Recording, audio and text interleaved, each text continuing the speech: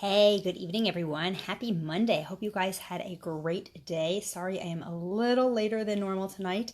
Actually, I've sort of been trending this late, but actually tonight it was super exciting. I was on the phone with three different people who have all decided that they are ready to make a change in their health and they are all getting started. Their day one is tomorrow. So I was doing kickoff calls with them tonight to make sure that they're all set and all ready and excited to go to make the biggest change of their life that they could, that they don't even know what's coming, right? I think they sort of know a little bit because they've watched me and they've been inspired by me and they've been inspired by those of you who are already on this journey and living it out loud. And, so that, I'm super excited I'm always excited to get new people started and help more and more and more people get healthy. Because over the last 3.5 years, because I said yes to my own health, over 1,400 people have said yes to their health and have gotten healthy. And that is just completely mind-blowing, because 3.5 years ago when I started this and I said yes, I wasn't really sure what I was saying yes to. And it's kind of crazy that how my world and how my life and how so many other lives around me have been positively impacted because I said yes, and because I took that leap of faith and made a decision to change my life. And it's really crazy, and it's pretty amazing. How that's happened.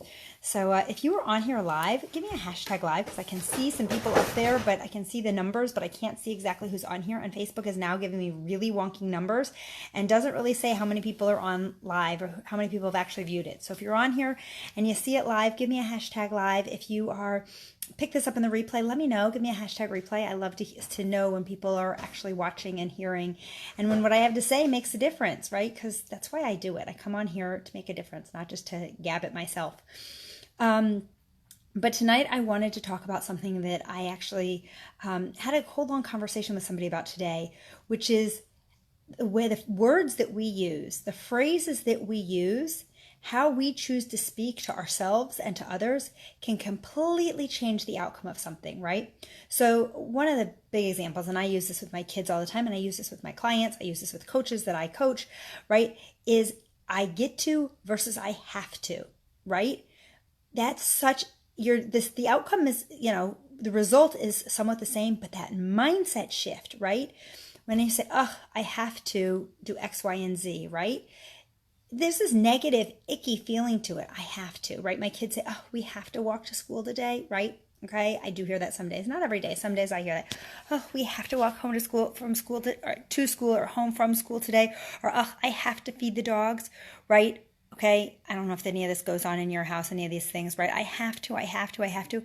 But when you switch that verbiage from I have to do this to I get to, right? It changes the whole different concept, and it puts a positive spin on it instead of that negative spin, right? So when my kids say, oh, we have to walk to school today, yes, we get to walk to school today is exactly what I come back and say to them. And I say, think of all the fun things that we do when we walk to school, right? We play the music, we sing, we dance, and then there are the days that the kids are fighting and I make them hold hands like I talked about the other day.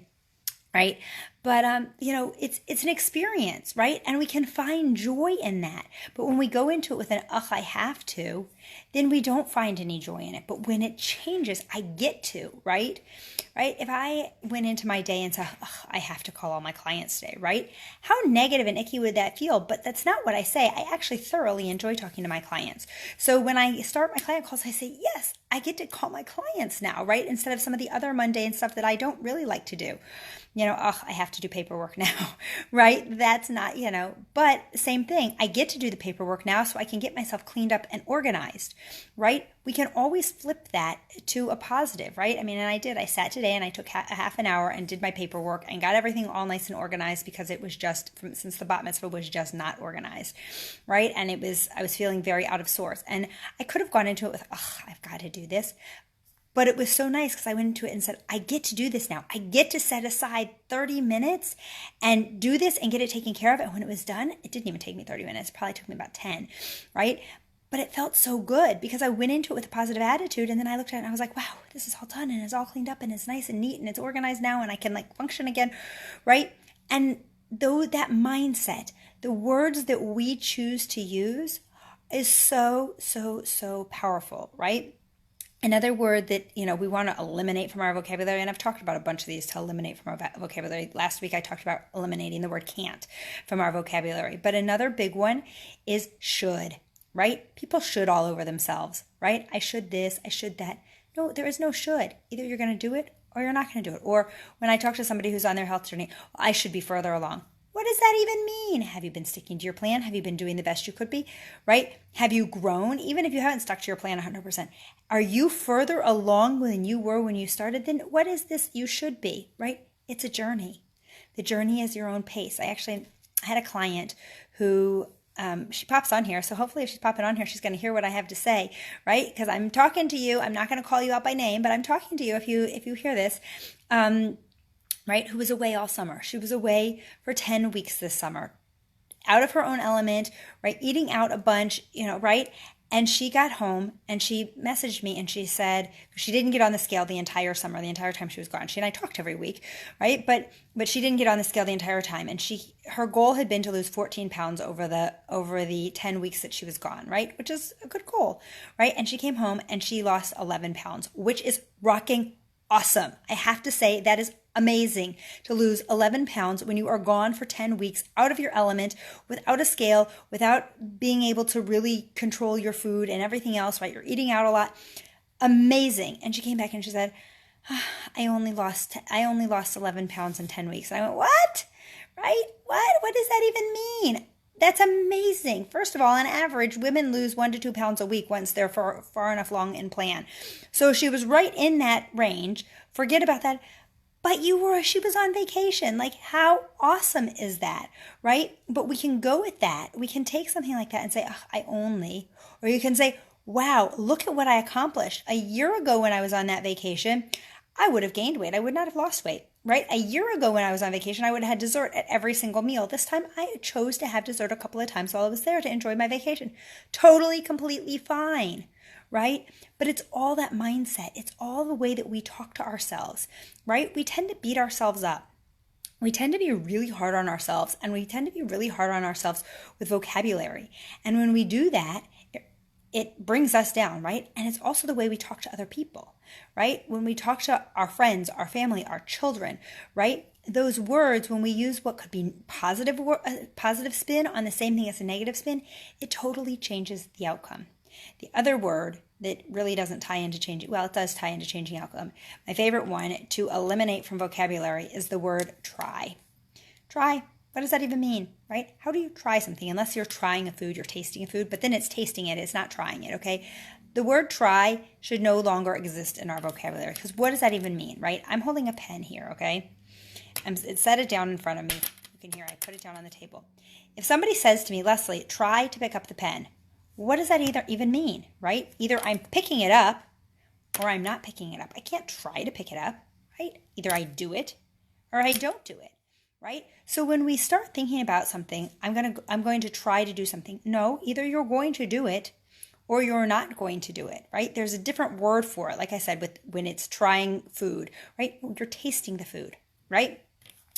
And that's a really, really powerful one, because that changes everything. Since I have really worked very hard to eliminate the word try from my vocabulary, it changes everything that I'm saying, because the things that I say with intention, right? Put it this way.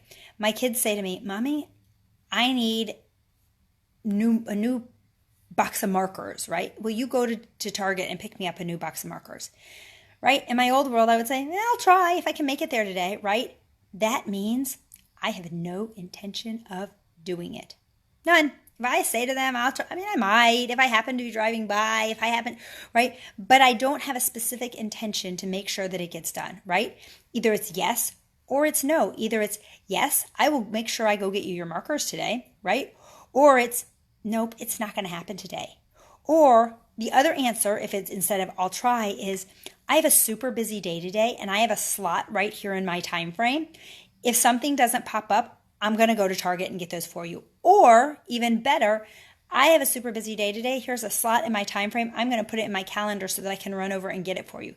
Either I'm going to do it or I'm not going to do it. But when you have that, say it, right? There's no such thing as try. When people say to me, well, I'm going to try to make phone calls today, right? When I'm coaching coaches and they're struggling and they say, well, how do I grow my business, right?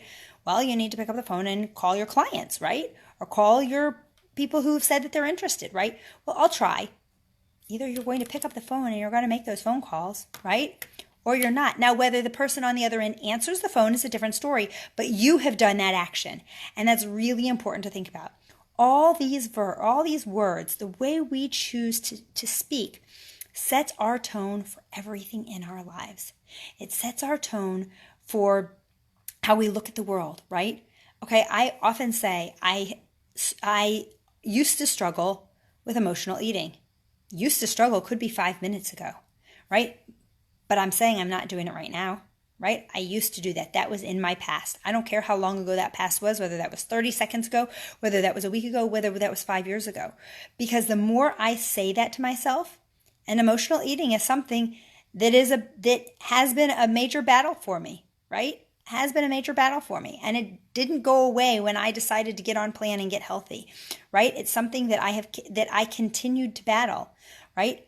But I continue also to use the verbiage of I used to battle it, because every day it gets easier, right? And at some point that battle is going to be over, right? I don't know when, but if I keep putting it in the past, eventually I'll be able to leave it in the past. And that's really, really important, right? When the way we talk to ourselves, the way we talk to our children, the way we talk to our spouse, the way we talk to our friends, it can set everything up.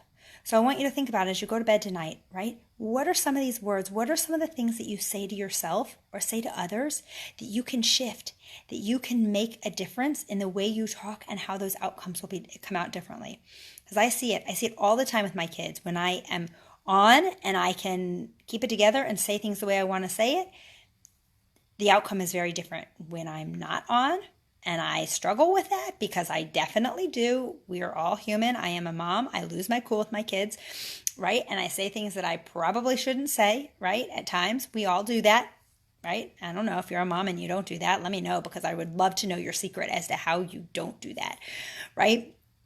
But the more we pay attention to it, the more we think about it, the more we make that part of our thought process, right, of the words that we're choosing, and the more we slow down and choose those right words, the better we're going to be at it, and the easier it's going to get, and the happier we're going to end up being, right? It takes work. It takes a lot of work. It's a lifetime of work. At least for me, it's a lifetime of work, right? But we can all do it, right? And we're all in this together. So I hope you have a great night. I am going to wrap up here, but I would love to hear your thoughts on this, and I would love to hear if there are any words in your vocabulary that you have eliminated because you've noticed this, or if there are words from what I just talked about that maybe now you're going to work on eliminating from your vocabulary. I would love to hear it.